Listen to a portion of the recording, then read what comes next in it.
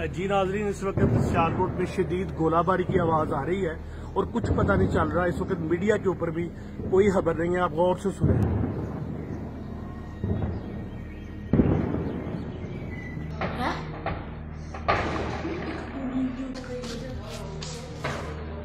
music और full